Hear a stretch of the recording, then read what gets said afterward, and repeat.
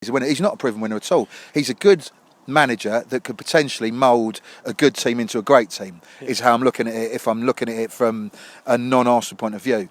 But again, it goes back to the fact he's a Spurs man. And if you're an Arsenal fan, full stop, do you want a former Spurs man as manager? Good evening. Welcome back to Gooner Fanzine TV. Myself and Dan the Man are just going to have a little chat about the situation that's gone on at our neighbours in N17 this week, and what the ramifications could mean for the Arsenal as well.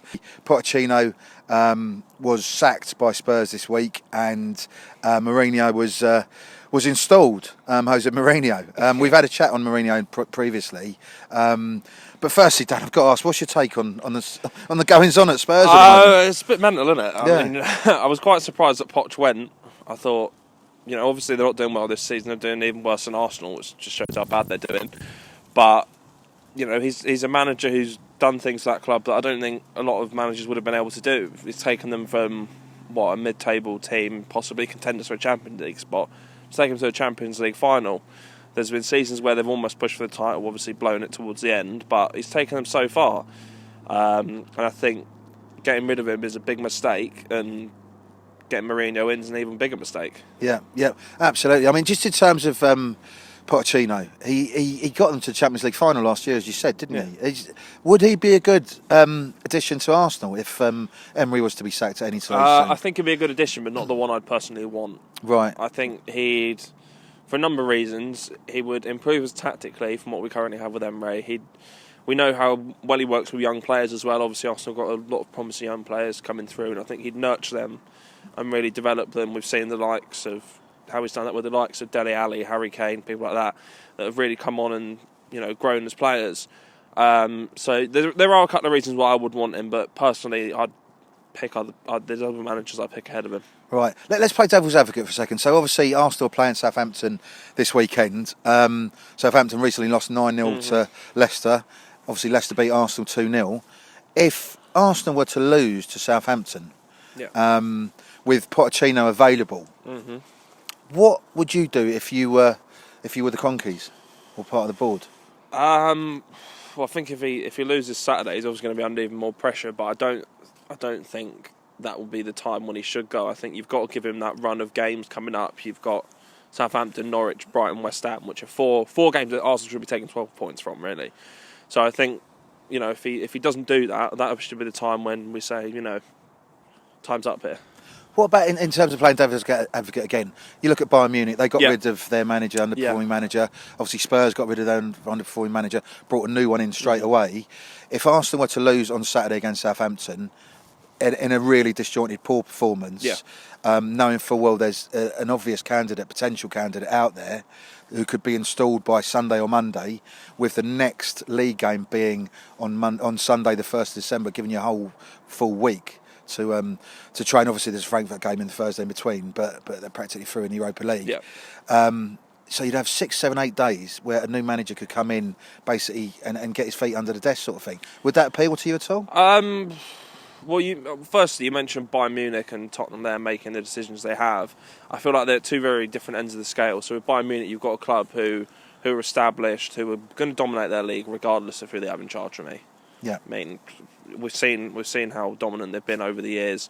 But with Tottenham, you've got a team who are kind of in the position that Arsenal were when they first moved to their new ground. They're obviously going to have to pay off a lot of debt. They've got a squad that needs a makeover, that needs rebuilding.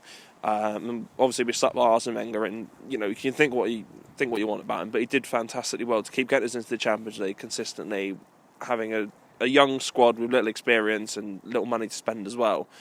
So I think, you mentioned Bayern and Tottenham, two opposite ends of the scale, but Arsenal are in a position now where, yes, they're playing Europa League football on a Champions League budget, which is obviously not good. That's not going to help at all. Yeah.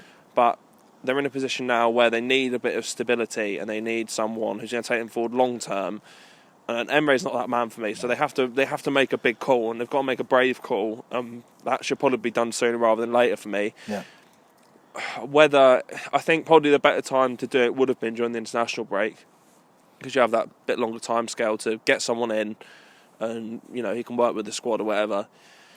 But I just there does need to be a point where they've just got to put the foot down and say, enough's enough. Yeah, absolutely. Without sort of praising a former Spurs manager too much, me personally, I think he has done a good job there. If I'm looking at it with a sort of trying to be as dispassionate about it as possible, my only reservation, I mean, if it had come straight from Southampton, or he'd have done the same job at City or Liverpool or anyone like that, I'd be like, yeah, let's have him in. My only reservation is the fact he is Spurs, basically. And I know we've had Terry Neal. Terry Neal came from, he was obviously an Arsenal man, but he was Spurs manager as well.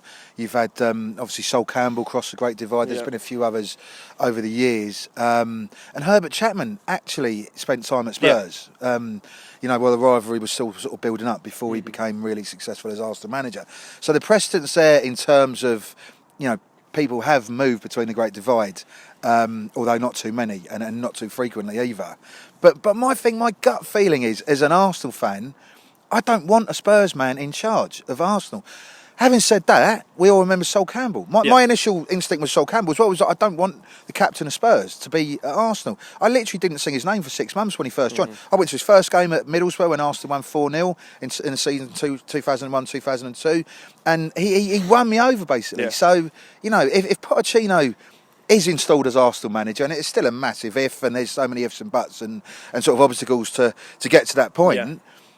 Maybe if Arsenal win, if he won his first 10 games, would that win me over? I don't know. It's a proper answer. I really don't know. Yeah. I want a manager to do well at Arsenal. That's the bottom line. Whoever it is, within reason, because I know we had a chat about Mourinho, and I'd never have Mourinho at Arsenal. We'll touch on Mourinho at Spurs in a minute. But at the same time, I want my club to win, and I want my club to win as well as they can. And Emery, as you said, is just not the man for it anymore. And Pochettino has got a lot of credentials. I know. And I've been the first one to say he hasn't won anything at Spurs. Yeah. Again, I'm talking dispassionately rather than as an Arsenal point of view.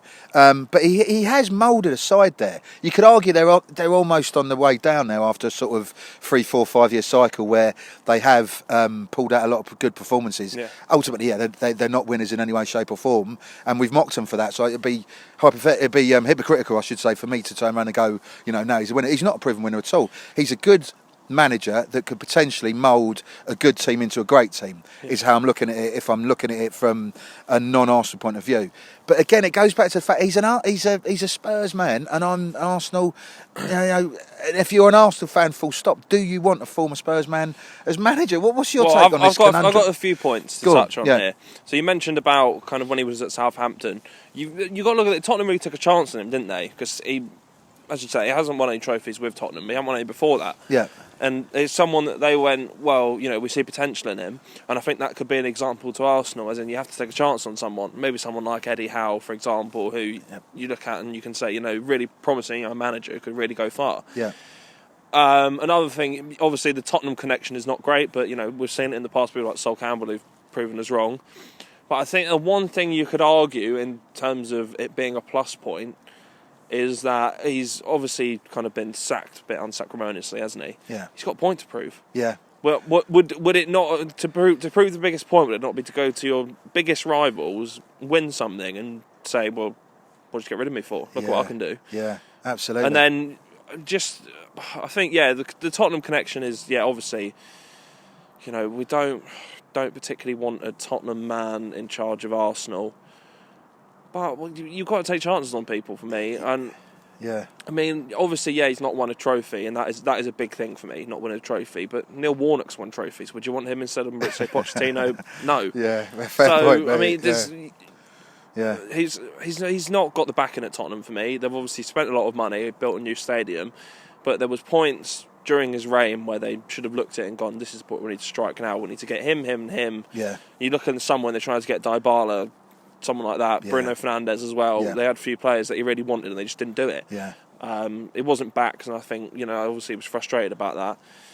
So, I mean, to have him at Arsenal wouldn't be that bad. I mean, I'd rather him in charge than Unai Emery. Yeah. So, Yeah, absolutely. I mean, you obviously made me realise about another former Arsenal man who went to Spurs, George Graham. Of course, yeah. Yeah, he was only there for a short while after he left Arsenal. We're not going to go into the circumstances now. For me, I love George Graham. He'd be a real idol of mine. Yeah. I was absolutely gutted when he went to Spurs, and he obviously won the League Cup at Spurs. But he's definitely considered still as an Arsenal man. Yeah, definitely. And if someone like Pochettino was to be appointed at Arsenal and did win trophies, and they're big ifs and buts and ands, you know, would he be considered a Spurs man or an Arsenal man ultimately if he was to lead us to some sort of silverware triumph, basically? So it's a real conundrum. I'm really, really confused about how to feel, basically. Yeah, I want a manager who's going to win things for Arsenal. As I say, I want a manager who's got a cohesive plan. I want a manager who's quietly impressive. And again, you know, with my sort of, I'm not got a neutrals hat on, but with my journalist hat on, you could argue Poch has got that, Pochettino's got that, whereas Emery hasn't. Obviously, it goes out saying we want Arsenal to beat Southampton 10-0 on Saturday. We want Arsenal to win every game for the rest of the season. Yeah. And if that happens, we don't have to worry about anything because we'll have a winning side under a good manager. But everything up to this point over the last 18 months with Emery in charge has led us to believe that he is not the man for it, and it's only going to get worse. And if it's going to get worse, or at least not progress the way we want it to, then surely someone at Arsenal has to pull the plug and go, right, we need someone else. And if we get to that point, whenever it is, whether it's on Monday morning, whether it's 6 months down the line, whatever, if we get to that point, maybe not 6 months down the line, but in a couple of weeks' time or a month's time, and Pochettino is still, you know, without a job, although there's said to be a lot of other big clubs offering as well.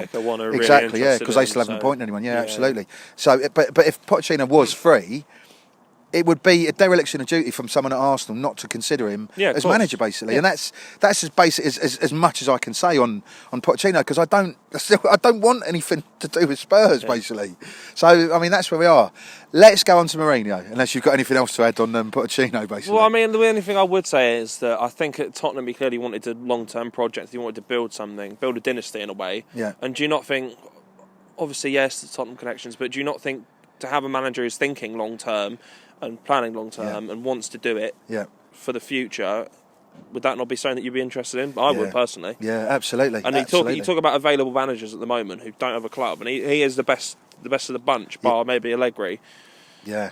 So absolutely. It's just such a conundrum. I'm so confused. I think you are as well. We want the best for Arsenal Football Club, and if we can have no links to Spurs whatsoever, brilliant. But we've got an underperforming team that is packed full of great players, or potentially great players. Certainly very, very good players, most of them, if not great already.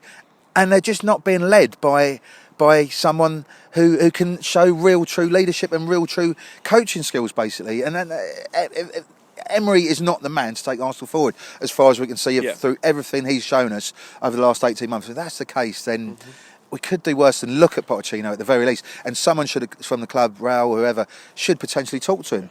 Talking about managers before could be worse. Yeah, absolutely. And it's been said that, you know, Spurs were sort of talking to Mourinho 3 weeks ago. Well, basically. It's clearly the speed that it's happened now. It's clearly been in the planning for a while. Which is a bit of kicking the teeth to Pochettino, isn't it? Yeah, absolutely. Having sort of your chairman talk about people behind your back, basically. But it's all very strange. But we've said it before. We're so glad we don't have Mourinho at the club. We didn't want him at the club.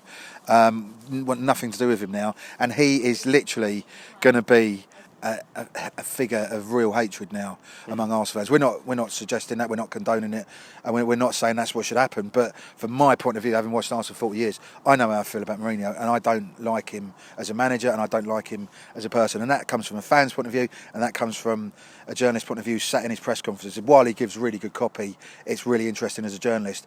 I don't like his character. I think he's really divisive. I think he's actually quite rude, and he's personally abusive. You know, you can be as hard as nails in football, but you don't have to be rude. And whatever you think of Arsene Wenger, I lost all respect for Jose Mourinho after we called him a voyeur and a specialist in failure, because that is going beyond the line, basically. You do that, all bets are off, basically. And I don't like Mourinho as a person. I don't like him as a coach. I think his time's gone as a coach as well. And I'm very, very glad he's not at Arsenal. Well, what's your take on that? Well, I'm really glad he's on the white side of North London rather than the red side. Yeah, that's for sure. I mean, we talked about it before, and as you say, he's just one of the most divisive figures in football. And he's just arrogant and rude. Yeah. I mean, before we came out, I was watching. They were kind of running through his highlights over the past few years, and I think it was the last press conference of the Man United boss, where he was shouting at journalists, saying 3 times, "Show me respect," whatever. Like, you just don't do it. Yeah. Do you? It's just behaviour that's not on.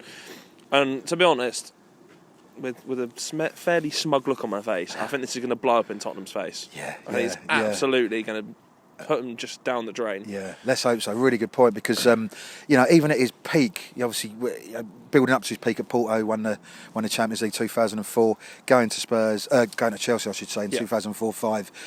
Self-styled special one. He was taking a team that was on the cusp of something anyway. You had a massive backbone. You had Drogba up front, you had Lampard in the middle, you had John Terry centre half, and you had Peter Cech in goal, because he brought him in from Rennes basically. And that side was on. All they needed was a good leader basically. He did really well, but everything came together. The stars aligned basically for that team. And there's a 3-season rule as well, where he performed really, really well for 2 and a bit seasons at Chelsea. They won a lot of trophies, and they were a really good side, to be fair. But he can't go beyond 2 or 3 years. He was proved it in Milan. That 2010 I don't think side. he's been at a club longer than 3 years. Yeah, exactly. So, and what does that say? Because he's obviously been sacked or walked out, basically. So the team, the Inter Milan team in 2010, they were brilliant defensively, treble in Italy. Yeah. Obviously that Barcelona semi-finals we touched on before, they were fantastic, and he did really well there. Yeah. But this is 2019. That's 9 years ago from arguably one of the peak seasons of his career, basically. And he's taken over a team that has been building up for 3, 4, 5 years. If you're looking at it as neutrally as possible, and they've achieved to a certain extent, certainly getting to the Champions League final, although they didn't win it. But they're on the way down now. They need a lot of rejigging. They need a lot of revamping, and they need some decent or new players to come into that basically.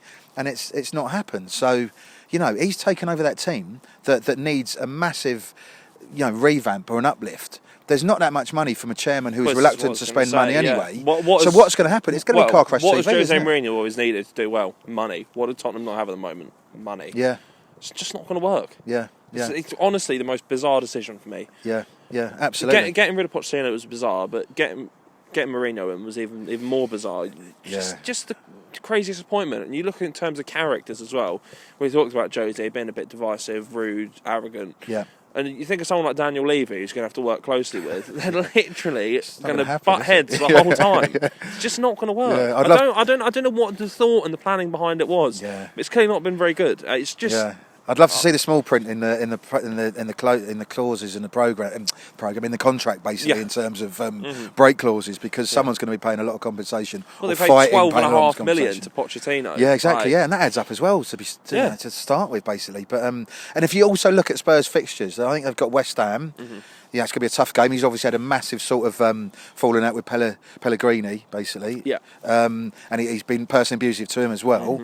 They've got Chelsea before Christmas, I believe. Yeah. And there's going to be no love lost there. Nope. If you're a Chelsea fan now, you've got no reason to love him, because he's gone to Spurs after going to Man United. It's just a mercenary, isn't it? Yeah, absolutely. Yeah, all bets are off with that. So if you're a Chelsea fan who still loves him, I'd be interested to know why, basically.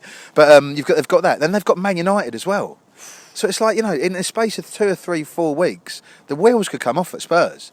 The only thing I'm worried about is they've only got 3 on at the moment. Yeah, exactly. Yeah. But the only thing I'm worried about is if it goes the other way and Jose turns out to be Jose Mark 1 again. It won't. 2004-05. He's not the same man he was. He's not been that for a while. Yeah. You look at Spell at United, he won 2 trophies, but he's not the same man or same manager that he was back when he first came to Chelsea. Absolutely. And even with his pronouncements today saying he's really looking forward to working with the academy kids. Okay, well that's great.